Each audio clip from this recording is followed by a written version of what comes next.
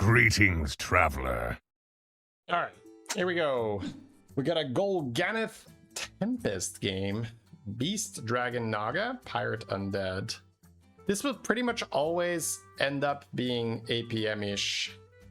He's considering patches, and it's kind of easy to buy pirates right in this one. So this anomaly, you can't freeze, I think? Sorry, you can't roll. The shop will refresh automatically when you buy something. And minions only cost 2 gold. So this is almost always ends up in APM because you're going to buy a lot of cards for free. And especially once you have brand, the majority of the battle cries are free. Like maybe not, but a lot of them at least. So like Scout, Tad, all those things. Busker, right, over the course of 2 turns is free, especially on patches. Yeah, so you start with coin, but Trog is pretty good, honestly. Because it's easy to buy stuff. Well, probably just coin again. Look for a pirate. Getting trolled. Alright. Funny. It's like, sorry, no pirate found. That is hilarious. Alright. But very, very fun anomaly. Oh, there's no freeze button either, yeah. There's no roll, there's no freeze. Stuff gets frozen end of turn. That feels so weird. No roll, no freeze. Alright. Go to tier 2 and then it's gonna get frozen, and I think you buy apples next turn, or maybe even the seer. Okay. Usually I don't mind buying apples because then you get a double buy, but seer you can sell and still double buy, so it's fine. Brief seems okay. Spellfire is not awful, but ooh, gambler. Gambler is +1 gold. Gambler for gambler. Illegal activities here, chat. Oh, you can play Seer and buy the chef for 1. Kind of like that. Target the pirates. He's gonna save his hero power for next turn? Or are we popping it now by selling the 2-1? Alright, I like that. And then there's also a coin in the shop, which is pretty good. It's a free reroll. Thought it was Hogger for a second. Yeah. Patches feels like the bad Hogger.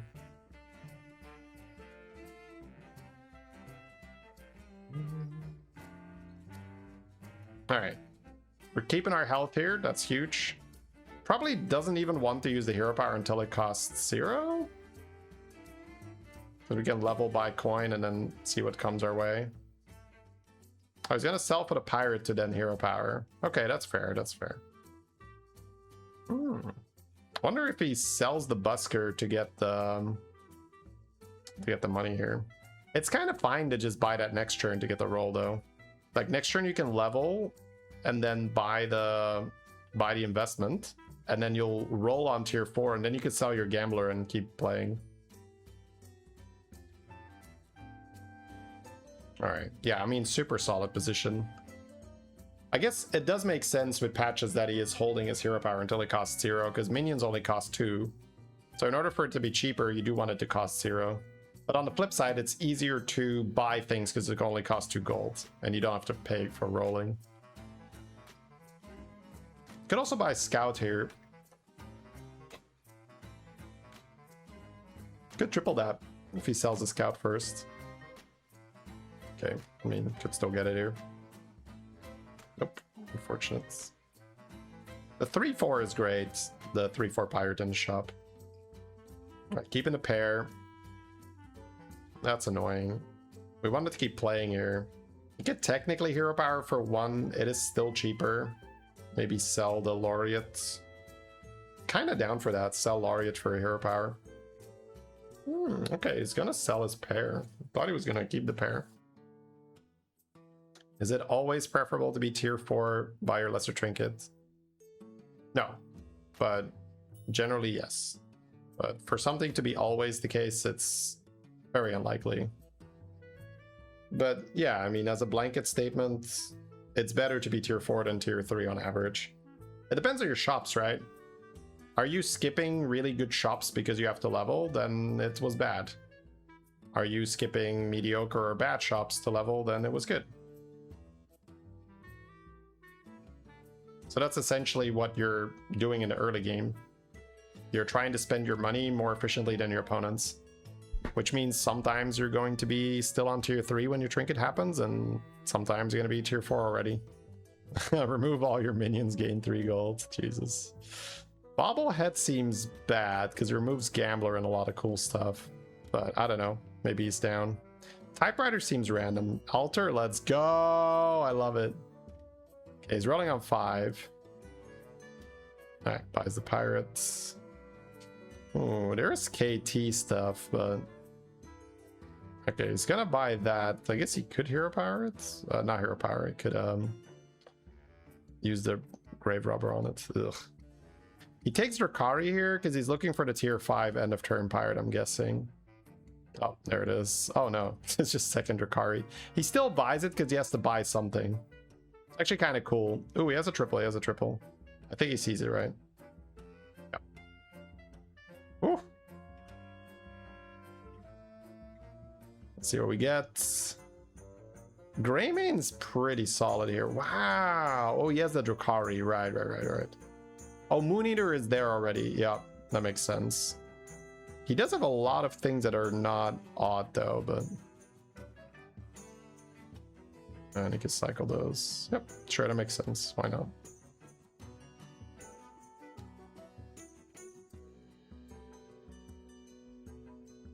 And then he even has a back-to-back in his hand with 2 Drakaris.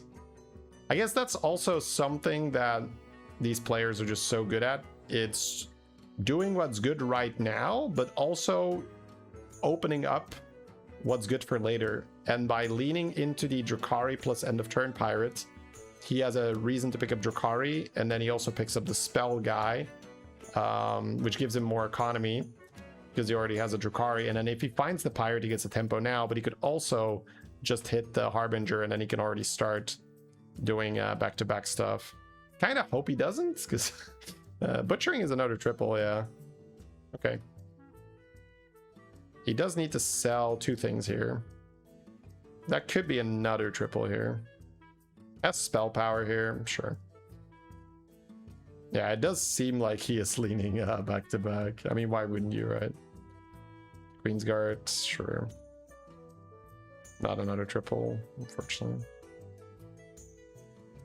But yeah, you have 2 Drakaris, the end of turn spell power. Gambler? It's also a KT with a Drakari, but I don't think you're doing anything with that, right? He can use the Nature's Blessing on the party guests. Oh, okay.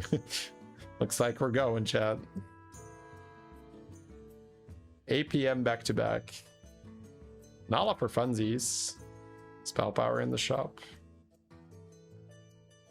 Not jamming Nala yet. He's keeping the 2 party guests. It's kind of interesting to me. That's not a minion that I would associate with, like, oh, I kind of like keeping that. Is he selling the Nala here? Yeah, he is. Okay.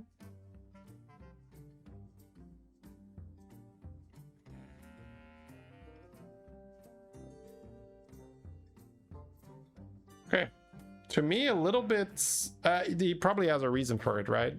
Oh, it's a Dragon Naga lobby. He's maybe trying to Charmwing it. Maybe he's trying to go Charmwing plus Rogue later. And he wants to have a dragon that's also a Naga, which is the Amalgam.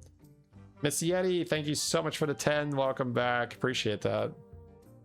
Other than that, I'm a little bit lost as to why he likes it. Maybe because it's an odd minion for Moon Eater? I guess, maybe. That's the reason. Because he barely has hand space, too. He's not really farming these jugs. He gets 1, yeah. I don't think we're going to have that much room for Grave Robber. He's considering leveling here to introduce Belinda to the pool. Sure. Oh, Grave Robber kills off one of his guys, yeah. Oh, I guess if he finds Reborn, it's a triple. And then that would be a way to get Belinda. Smart, yeah. Okay. It's another way of interacting with it. Sells the Moon Eater instead of the pair. Wow. He's considering it.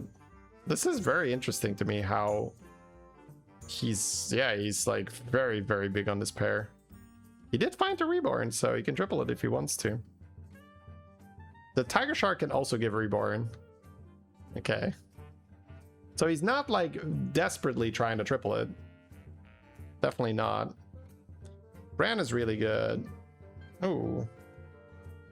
I guess he wasn't willing to sell anything this turn. He does have to get rid of some cards in his hand. Could just end on Bran, I guess. Or on the pirate. Are we missing any value? 1, 2. Yeah, we're not getting the jugs, but I guess that doesn't matter. I mean, it's turn 8. His board is large.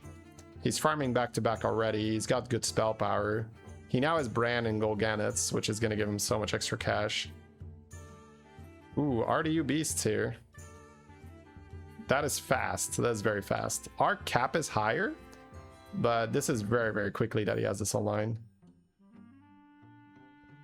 He's got Rylak Trinket here. He's keeping Amalgams to hit the dragon threshold for trinkets. Oh, maybe. Maybe it's trinket related. That is true. That could be a thing. What does Amalgam open up? Is it like... I guess it's Amalgam, and then whatever type he has. So. Typewriter and...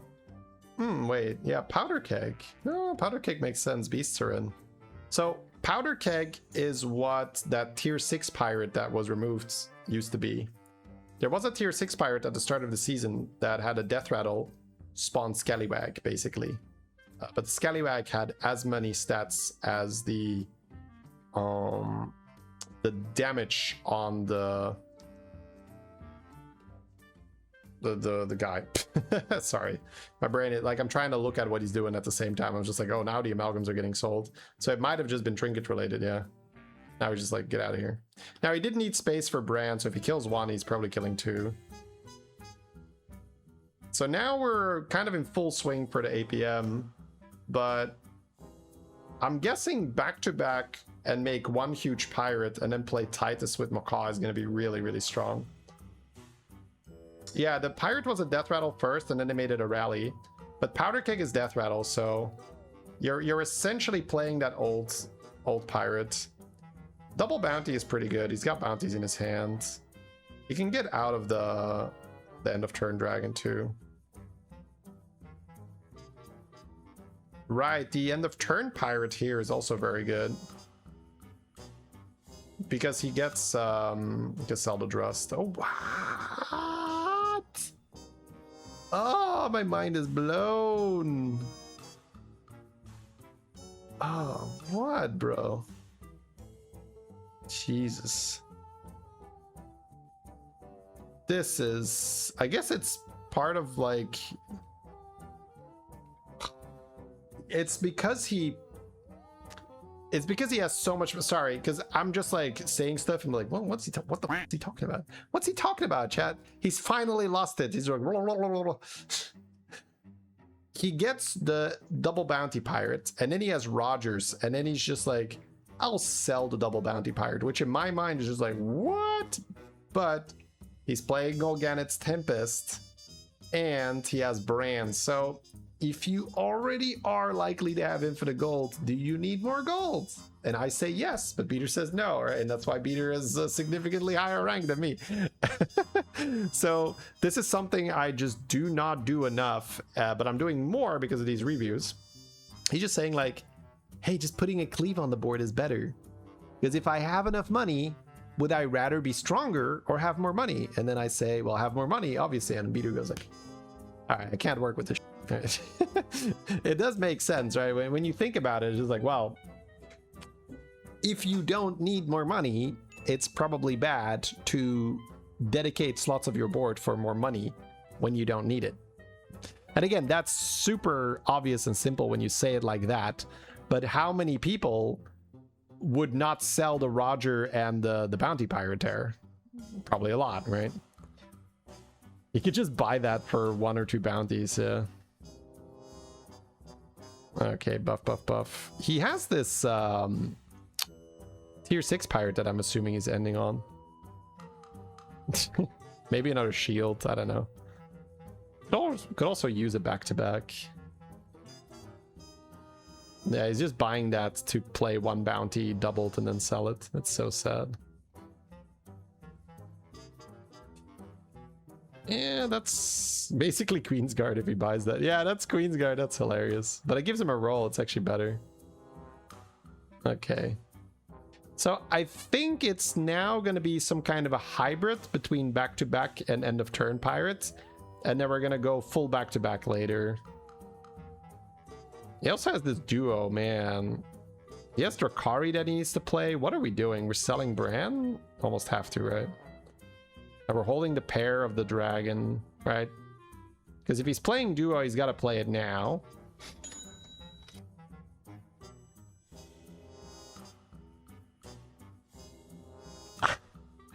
There's like a bajillion buffs on this end of turn pirate. And he's got Golden Drakari. And he's like, I'm gonna sell it. Again, probably right. But Jesus, bro, like the speed at which he makes that call. Like, it's so hard to not have this like sunk costs. Well, I'm not even sure if it's sunk costs. I don't know if it's exactly that. But there are so many cards played. You're about to get this much value and he still says it's not enough. I gotta get rid of it. It's because he knows he's ending up in back-to-back, so the spell power is better, but he also knows that he doesn't like losing, so he's playing that other big pirate. So Beater has his cake and eats it too, because he's setting up for back-to-back, and he didn't lose the fight, which is exactly what you want, and he got duo down, which he really wanted down, right?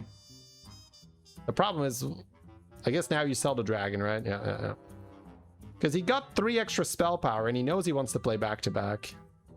He's buying duo instead of gambler, but I guess that's because he has enough cash anyway. And duo could triple here, making for an insane turn. But he needs to really empty his hand if he wants to get like golden duo with Drakari, right? It's so good. He just wants the pirates to not die. Well, he just wants his face to not die, right? Which is what happens if you don't play a strong enough board. So it's incredibly well done. It's just not intuitive at all to sell that end of turn pirate there.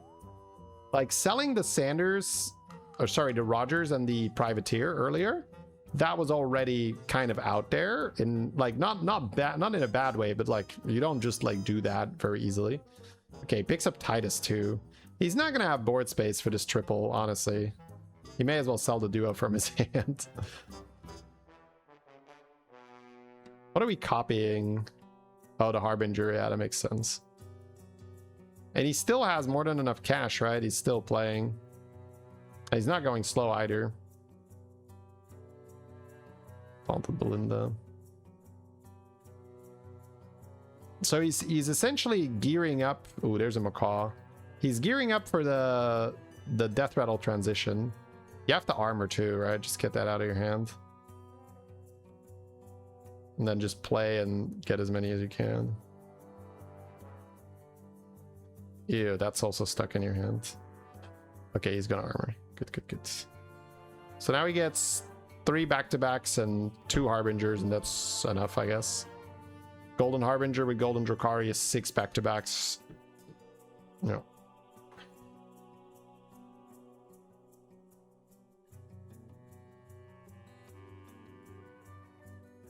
Yeah, Golden Belinda when he already has a Belinda in his hand seems unnecessary.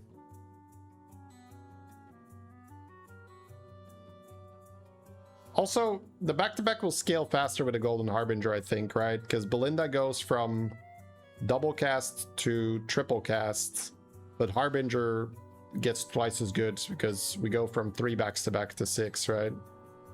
So instead of going from double to triple, we're doubling. So it's a larger increase.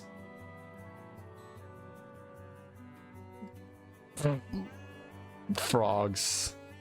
That's another freaking problem. We have a frog gamer in the lobby. See, now he would like his armor back, but he needed to play that. Where do I live? Belgium. All right, so duo's out. But I mean, just to squeeze that duo in the way he did, preposterous. Absolutely ridiculous. I would not assume... Actually, I think getting more damage is better, right? Because he's playing for the powder keg. Anyway, it doesn't really matter. Yesterday, you got Panda for Morchi. I guess you would get Friend of a Friend, right? Morchi doesn't have a thing yet. Or back-to-back. Dude, the hand is so large. Golden, the 6-drop, the Scarab, the money. Goes for the Scarab. And navigating with such a small hand size, it's really annoying. Cycle spell power. Oh, there's a turtle. Oh, Jesus, there's a turtle. Does he? Maybe he didn't see it. I mean, it doesn't really matter if he has enough gold. Then the spell power is just better. Looks like he has enough gold. Maybe he just saw it straight up. He's like, I'm not running out of gold. That's not the limiting factor here. Sell the spell power. He's going in. Yeah, also just really cool call here. Like, when is enough enough?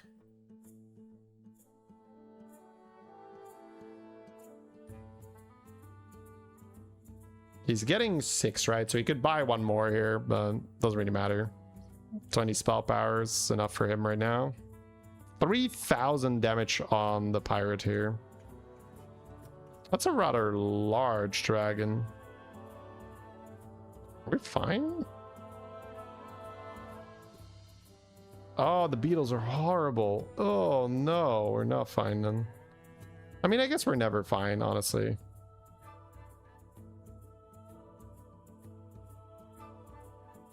I mean, Macaw on that thing is good.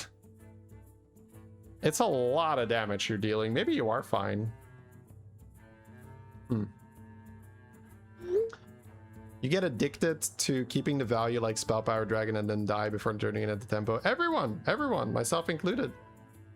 I feel like it's really at the highest level. Because if you want to get better at this game, a big part of that is to build good boards, and in order to build good boards you need to play correct in terms of value. So very, very often you will beat your opponents without going for the maximum tempo, and then you're like, well, let me just keep all my value because I'm winning anyway and I'll just get bigger. But it's at the highest level that these guys understand, like, hey, I don't really have to do that. This guy could be bigger than me. This could be a problem. And the consistency just goes up like crazy. Alright, he sold his big ass cleave because he is gonna just go on the back-to-back.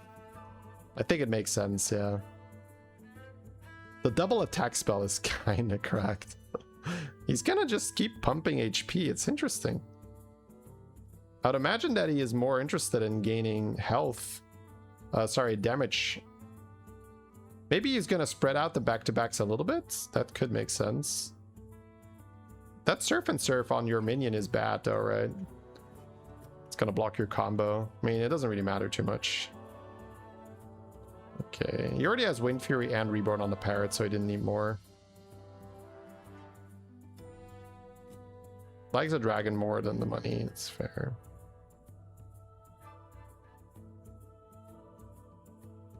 Yeah, we're trying to hit that triple. Oh, we don't have the pair in our hand. Okay. Sure, squeeze some more spell power.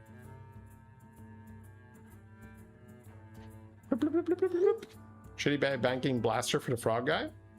I think he actually just beats frogs. I think this is a counter to frogs. If he plays down the unit and he leads with Macaw, he will just kill all the boards. He will kill the Titus and stuff before the taunts will spawn. It's like a very annoying counter.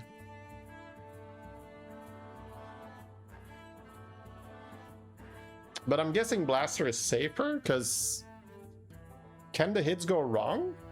Maybe they can. All right, here comes the finale here for this fight, chat. Bonk. You're just spawning 11,000 damage tokens. And this is why they nerfed that pirate with Death Rattle. But Powder Keg is still in. So next time you see Powder Keg in a Beast lobby, well, Beast+Pirate obviously, you can suddenly say, aha, I could just play Macaw and get like a huge token. You know why the game is so slow? Yeah, you want to get frame rate set to high. That's a pretty important start.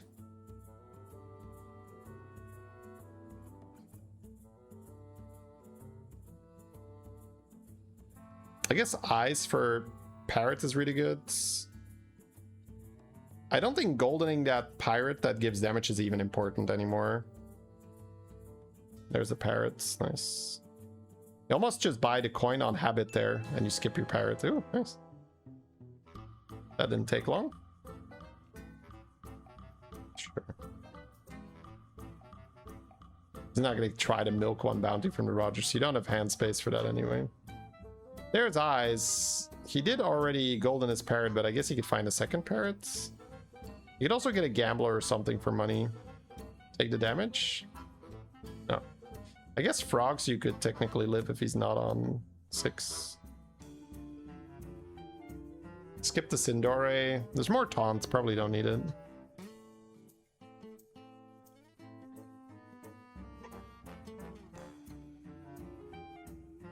Tiger Shark for another Macaw. You need enough board space though.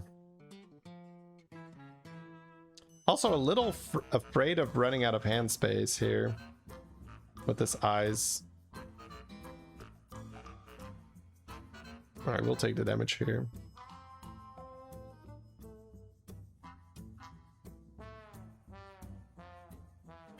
Because I think you want to play down a unit so you can lead with your Macaw. Just seems kind of dangerous to not do it. Ooh, wants to squeeze in the other Titus. So this could go wrong, but probably not. If nothing dies by the time the parrot attacks, we are sort of screwed. It is pretty much over. But he attacks with enough damage, so we're fine. This is gonna go really hard with the extra Titus on board.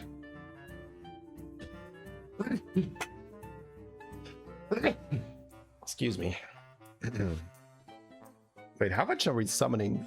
23,000 damage? Yep, don't mind me. And then the Wind Fury. That's the most bullshit thing about this, by the way.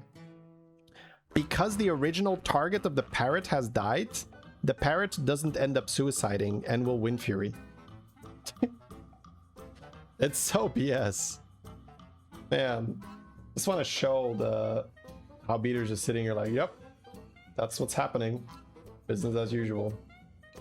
It's like I would have a slightly stronger reaction to pulling that off, but for beaters it's like, yeah, it's just another Tuesday. We're buying poets. That's just because we have to buy something to roll, right? Yeah. Roll Golden Belinda, roll Golden Titus, and oh my god, my hand space. You could sell your Belinda to play another one, but no, we're getting rid of Drakari. They're also so good at this, right? Like when do you sell Drakari in back-to-back? I'm just like, never. Never. Just die. Die like a man with your Drakari on your board. Looking for another parrot? I mean, you could. You could. No, it's targeting pirates. Get the gambler. So Titus and Belinda, I suppose. Titus gives us some much needed board space. The funny thing is that he also just has the actual pirate as backup in case the scallywags are not enough. It's like a 35,000 health pirate, I think. Yeah. So he just has like a 35k health unit as backup. Please, sir, can I have Belinda or Titus? He takes the Warden instead of the money. He can get spell power out of the Warden, and he usually has enough time. It doesn't matter. It's just buy, sell, buy, sell. Find cards. I guess he can end on glow scale. No, he's gonna play down a unit, it seems. Play another back-to-back, please. Okay. So he's gonna add a cleave here. He's really going fully in. So he's essentially giving this player a ton of respect. He shields the taunt to buy himself more time so that he can suicide one unit, then start with the Macaw. And he played a cleave because he thinks there is a chance that the Scallywags aren't enough and that the big pirate is going to end up attacking and then buff the cleave. Probably gave our opponent a little bit too much respect. I mean, it's probably not wrong, but looks like our big pirate's not going to get to attack. Kind of interesting how he's set that up. Do I only do reaction content now? No. You can just watch any of the live streams if you want to watch the Shady gameplay. Okay, so now he's up against Zapragos. He's looking at the blaster. Yeah, I think just, at least for the sake of it, just trying with just see what happens when you unleash the Macaw. Yeah, I like it. Unleash the Macaw. Do you want a second Macaw? You have eyes in the hand. I guess you do. All right, small buffs here for the rest. Looks like he's selling Belinda and Harbinger. Yep. Just perfectly done in terms of managing his resources. It was time for those units to go. He has another shield here. Doesn't do that much against frogs though, but still. No hero power, sure. He could technically get some value here if he still gets a gambler. Okay. Ooh. Ah, that's weird. That is weird. That is weird. Normally it'd be through the over the moon for Alec here, but your parrot is already yeah, he actually skips it. Wow. Because you don't want to taunt your parrot. It's actually not necessary. Could be Alec here with 6 minions. Yeah, I don't think it's better. I think you give yourself a lost condition. Because I think you really want to start with your Macaw. Alright. He's just playing like this, plays a smallish taunt. Shielded taunt. You don't understand what's happening with that one minion coming back. He has Powder Keg here. This trinket. It gives this pirate a death rattle. Summon a Scallywag with damage equal of my attack, and it attacks immediately. The Macaw triggers that death rattle repeatedly because it's golden, there's double Titus, and it has Wind Fury. So now we're essentially attacking without the Leaper player being able to attack. Ooh, sit down, Titus. Sit down, other Titus. Okay, well, if that happens, I guess you just win. I wonder what happens if we hit the rat in between. Do we just die? Did we need to go Blaster? But his stuff was probably big enough for Blaster to not be good. I like that he just like, you know what? Let's try it. Let's just do it. Let's just attack and see what happens. And yeah, that was pretty good. He put some back-to-back buff on this pirate as well. Ah, this is just so beautiful. The tracker's not sure yet. The tracker is calculating, but it is waiting until somebody has won. And he'd be like, probably that guy, because I'm not doing that math. Math. Not even once. All right, man. That was fun. Damn.